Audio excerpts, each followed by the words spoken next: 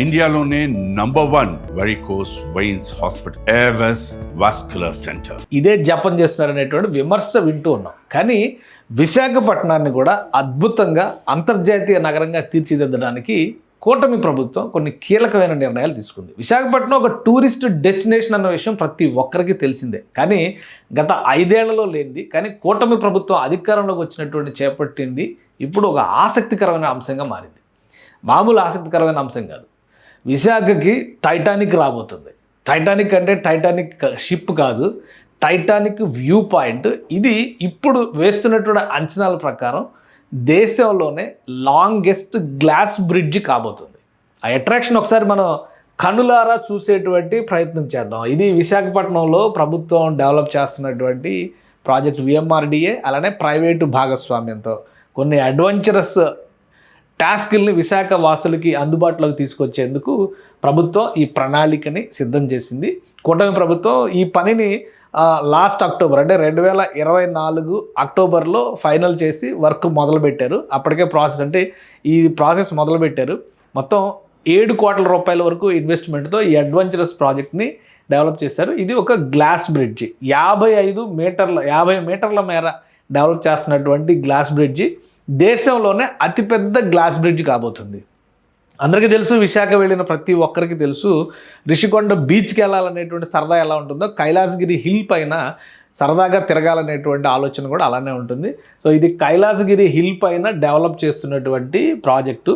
50 మీటర్ల పొడవు ఉంటుంది. ఈ బ్రిడ్జి సైజుని బట్టి చూస్తే ఒక 20 మంది కంఫర్ట్గా ముందుకు వెళ్ళొచ్చు. వ్యూ పాయింట్ దగ్గర 40 మంది వరకు ఆ వ్యూ పాయింట్ని ఆస్వాదించవచ్చు. సో దీన్ని రాష్ట్ర ప్రభుత్వం యుద్ధ ప్రాతిపదికన డెవలప్ చేయాలని చెప్పని డిజైన్ చేసింది. మీరు ఒకసారి చూస్తే కనుక ఆ వ్యూ పాయింట్, ఇది మనం వ్యూ పాయింట్ దిశగా వెళ్ళేటువంటి వే. ఇది గ్లాస్ బ్రిడ్జ్, హార్డ్ గ్లాసు, అన్ని రకాల సెక్యూరిటీ సేఫ్టీ మెజర్స్ని తీసుకుని దీన్ని డెవలప్ చేస్తున్నారు. మరికొద్ది రోజుల్లోనే ఇది ప్రారంభోత్సవానికి సిద్ధమవుతుంది.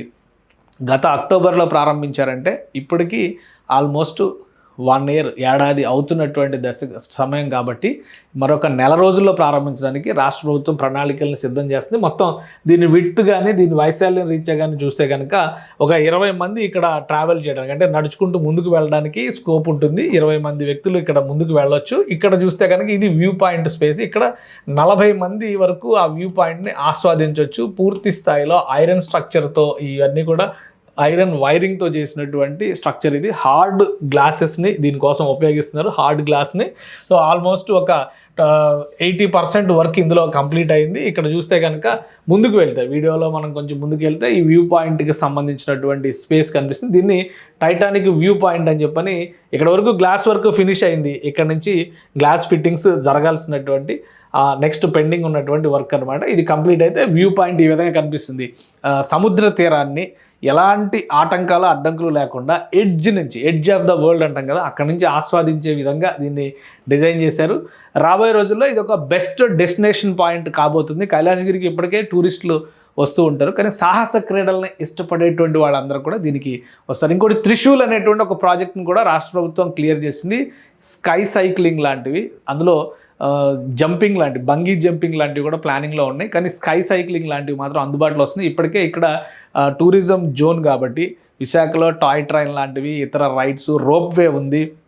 ఇవన్నీ కూడా ఒక ప్యాకేజ్ కింద మారబోతున్నాయి. విశాఖ వచ్చేటువంటి పర్యాటకులకి, విశాఖకి రావాలని కోరిక కలిగేటువంటి వారికి కూడా ఈ గ్లాస్ బ్రిడ్జ్ రాబోయేటువంటి రోజుల్లో ఒక అద్భుతమైన అట్రాక్టివ్ పాయింట్ కాబోతుంది. ప్రస్తుతానికి దేశంలోనే పొడవైనటువంటి వ్యూ పాయింట్ ఉన్న గ్లాస్ బ్రిడ్జ్గా ఇది రికార్డులకు ఎక్కబోతోంది అనేటువంటి విషయాన్ని మున్సిపల్ శాఖ అధికారులు, ముఖ్యంగా విఎంఆర్డిఏ అధికారులు అధికారికంగానే చెబుతున్నారు.